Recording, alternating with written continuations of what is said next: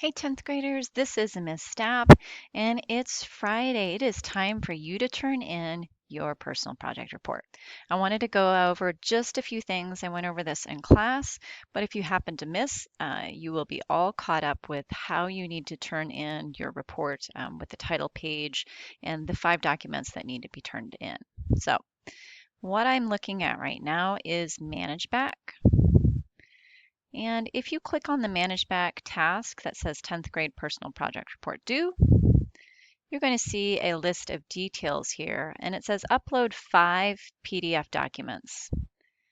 The first document is your proof of project. Now, what you might want to upload are images on a PDF. You can also upload a link to a video or a link to a website, and that is just perfect. So however you want to do that, you know that ManageBack has a hard time with MP4s and MP3s.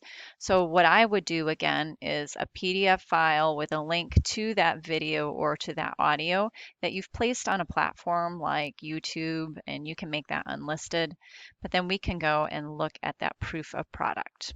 If you are including photos, make sure you have at least 2 of your product.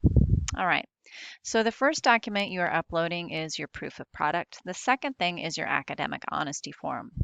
Remember that your teacher or your supervisor actually may not have signed your academic honesty form, and they have contacted us with their reasons. And their reasons might be that you didn't meet all 3 meetings as required, or you didn't show them proof of your product. Potentially you didn't share a report with them. And the final thing is they may suspect that you did not do a project or that there was plagiarism or some other dishonesty involved. So they might not sign your academic honesty form that you share with them. And this is your responsibility to share it with them. They are not going and getting an academic honesty form.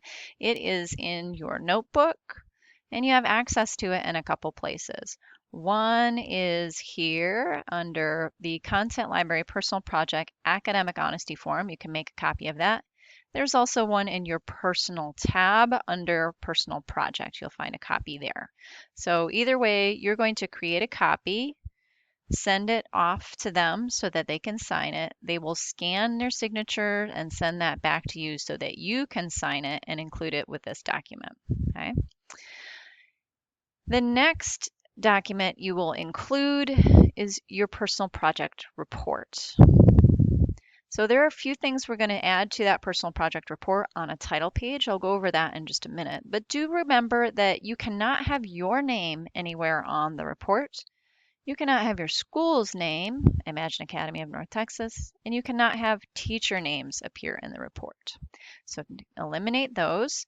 Eliminate them if you can from parts of your appendix as well. If it's impossible, that's okay, but see if you can.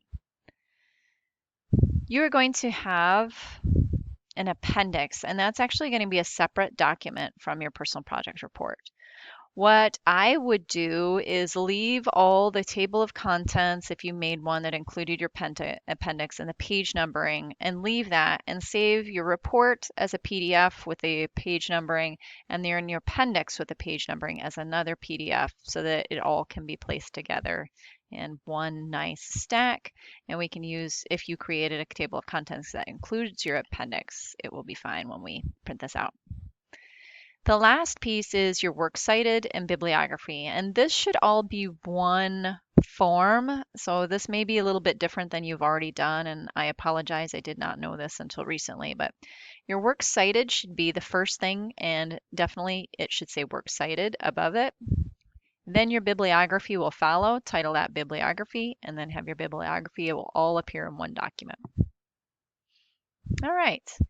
So we're going back a little bit to the report, and there is a title page for your report. It should include the title of your report without your name, remember. It should include the school code, which is 049500. It should include that this is MYP session June 2021. You will have a candidate code. I emailed these candidate codes to you, so check your IIANT account and look up your candidate code. I think it's JCH, and then there's a number that you're looking for. And finally, the word count. Now, remember that word count does not include title page. It doesn't include your table of contents. It doesn't include your appendix, any photos, the internal citation, which is anything in parentheses inside your report, as well as references like see appendix that isn't included. It doesn't include your bibliography and works cited. So everything else will be in your word count. And that final reminder, if your supervisor will not sign your academic honesty form, just upload your form without the signature. Your supervisor has let me know the circumstances of why they did not sign your academic honesty form, so don't fill in a signature for them, because if we get an email from them that they haven't signed it and you forged a signature, that's a whole other thing we have to deal with. We know that some supervisors are not signing their academic honesty forms, so and they have let us know. All right. So that is what you are going to upload. The due date is Friday, which is February 26th. 11:55 p.m. Please have everything uploaded to ManageBack before then. If you have any questions, feel free to reach out, email to me, abby.stapp@imagineschools.org. I would be happy to respond to you, but I won't be checking my email Friday after 4 p.m. So if you have a question, it has to be to me by Friday at 4 p.m. Good luck, guys. It's almost over. So I look forward to seeing you next week.